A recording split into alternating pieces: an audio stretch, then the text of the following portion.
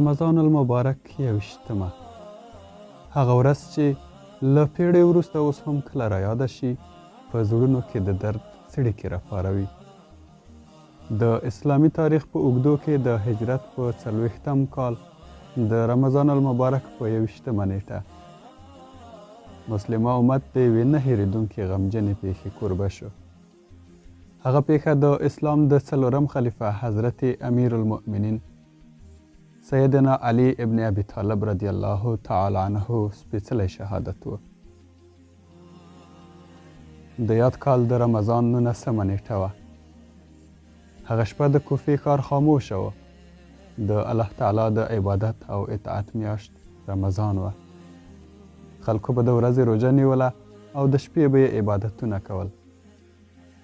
د کوفې مرکزي جومات د عبادت کوونکو د قدمونو انتظار کاوه.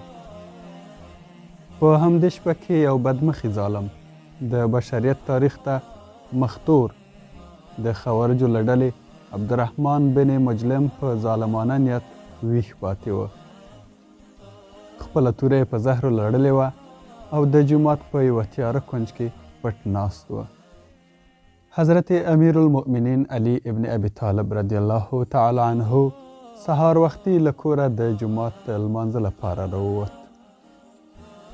د روایاتو له مخې په دې شپه یې زړه ډیر نرم او متاثره و.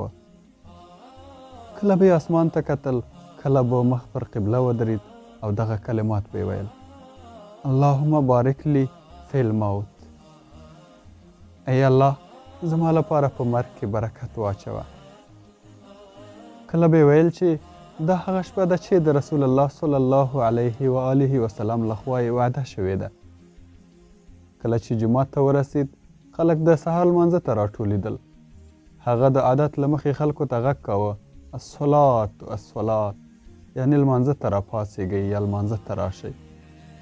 د الله تعالی دا عاجز بنده د خلکو د عبادت لپاره مسجد ته داخل شو. کله چې د محراب خواته ورنږدې شو، ناڅاپه له تیارې څخه یو ظالم راټوپ کړ. هماغه بدمرغه عبدالرحمن بن مجلم و. هغه خپله زهرجنه توره پورته کړه او د علي رضی الله تعالی عنه په سر یې سخت ګزار وکړ. د تورې ضربه ډیره سخته وه. وینه روانه شوه او مسجد د ویر او فریاد په غږونو کې ډوب شو. خو په همدې دردناکه لحظه کې د علي رضی الله تعالی عنه له خولې داسې کلمات راووتل چې د ایمان لوړوالی پکې څرګند و.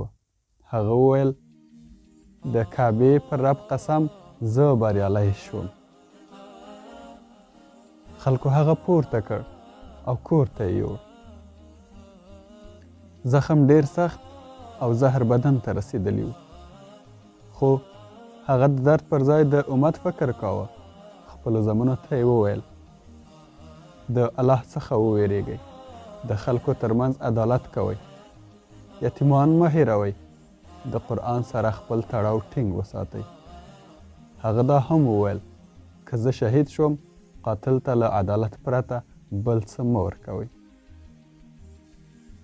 2 ورځې وروسته د رمضان د 21مې ورځې سهار د کوفې فضا د غم نه ډکه وه.